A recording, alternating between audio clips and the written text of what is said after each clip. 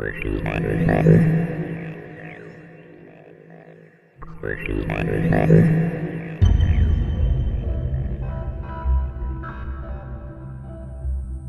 everyone, summertime is fast approaching and you know what that means. Frolicking outdoors, holidays at the beach, and of course, barbecues. And it wouldn't be a barbecue without corn on the cob. And so today we're going to talk about the Cobb cuffs. That's right, Cobb. Now I have several examples here, and some of them aren't even Cobbs. Some of them, as we spoke before, were made by the H&R Arms Company. Specifically, I'm going to show you an example of the leg irons, which are just basically larger versions of the Cobbs. Now, the Cobbs, remember, were patented in 1899, as you can see, because they're plainly stamped. But the H&Rs say H&R Arms Company, and I'll show you close-ups of these in a minute. But I wanted to show you the difference between the H&R and the Cobbs in the leg iron sizes, and I have two others that are unmarked, so maybe they're copies too. First of all, the way you can tell, besides the stamping, is that the H&Rs have that kind of linking chain on the leg irons, where the authentic Cobbs have the twisted link, and they're also different lengths. Now these two are unmarked, and they have even different chain attachments. These links are twisted, similar to the Cobb, but they're much smaller. Now this one I bought, it's already been destroyed. I just got these as a wall hanger. These were one of the first that I ever bought because I just wanted to get a leg iron size, and they were placeholders, like I said. Now the Cobb key is extremely tiny and probably easy to lose, which is why you really have a hard time finding these things these days. But I was lucky enough to get a few, and Cobb cuffs have 2 rows of ratchet teeth. Now, the Cobb cuffs are very interesting because they were very popular. They were advertised as a little bit better than Bean because they were lighter in weight. And they came into effect in 1899, and they were used all the way up until at least the 1940s that I've seen. You can also see these in some of the old TV shows. The keyway goes all the way through the lock case, and this is the arming button, similar to the larger size Bean. So when it's kept in the unlocked position, the officer could carry them around unlocked, obviously. But once you push the button, click, then the ratchets engage and the cuff is locked. What could be simpler? The design of the Cobb cuffs is, if you notice,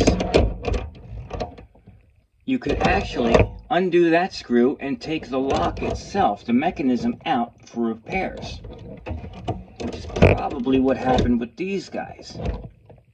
You can see that it's a completely different color.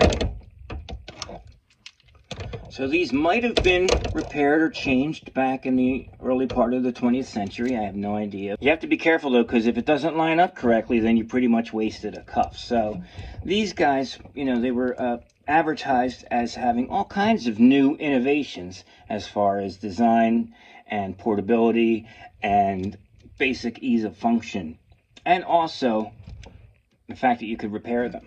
So they were a good seller. They're very common. I can find these things all the time, as you can see, because I have 1, 2, 3, 4, 5, 6, 7 or 8 pairs. Very smooth inside. Okay, for the comfort of the wearer. And in addition to H&R, other imitators popped up. The most famous of which is the Tower Bean. Now, it's actually just called Tower Bean pattern. And I remember reading a long time ago, I think it was in John Novak, but don't quote me on that, that Tower and Bean both denied having anything to do with these. And that's probably why it says pattern. And they have a much larger arming button on the side. But they're almost identical, except for the fact that they take a teeny tiny barrel key. And it's very easy to break those keys off in the Tower Beans. You have to be very careful when you have these things. Because unlike the Bean Cobbs, there's no screw and no way to remove the lock case without destroying the cuff for repairs or, you know, to fish the broken key bits out of there. I'm lucky enough to have a really good plated set, but I also have the other ones in various stages of plating. As long as you can see that it does say tower beam pattern on there. These cuffs are easily identifiable at a distance at flea markets and sales and things like that, because they have a very unique structure and unique design. You can spot these things a mile away, and you can also tell that they're, you know, not moderns, and they're not really easily confused with any other manufacturers other than the three that we know of that put these things together. Now, I do have an original box from the leg irons, and they were also advertised as Bean's improved pattern, and it does have the same patent date, May 2nd, 1899 on it.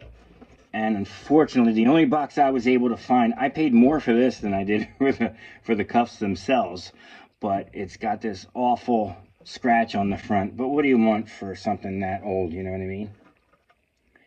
And there was no paperwork. I just bought the box by itself for the collection. 1 pair of leg irons, Bean improved pattern. What else does it say here? Okay, you can't make it out, but it does say that the lock can be removed for repairs when open, but when closed and locked cannot be removed, and it cannot be unlocked without the key. And look what it says here. Manufactured by Harrington and Richardson Arms Company, Massachusetts. So at least I know that this box goes with these cuffs. That's all I have. I wish I had the actual Cobb boxes.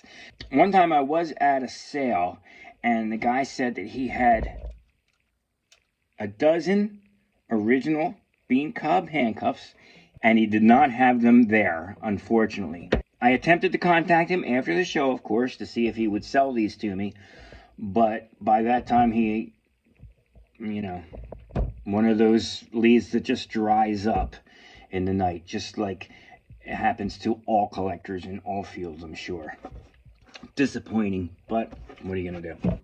Now, I really like the design of the Cobb cuffs, and the reason they hold a special place in my heart is because when I started out collecting, I was able to accumulate quite a few pairs at a very reasonable price. They were kind of common in this area for some reason. So most of the ones I got came from physical sales, either antique shops or flea markets, or, you know, people call me up and say, yo, I got an old pair of handcuffs from Grandpa. Do you want them? Yes, of course I do. The leg irons, 1 pair my brother bought me because he was at a show that I couldn't attend, and the others just came through various sources. So if you're a beginner collector, this is a good place to start because it's unusual, you know, and it just sort of gets the juices flowing as far as, ooh, what else is out there? You know, I mean, I had these way before I had any beans. The actual bean cuffs were the goal, but I was more than happy to have these guys, you know, holding their places and waiting for the beans to arrive. Well, all this talk about bean cobs has got me really, really hungry, so I'm going to go have some corn on the cob and some 5-bean salad. Till next time, I hope you guys enjoyed it, and please, please, please subscribe if you haven't already, and I'll see you again next time.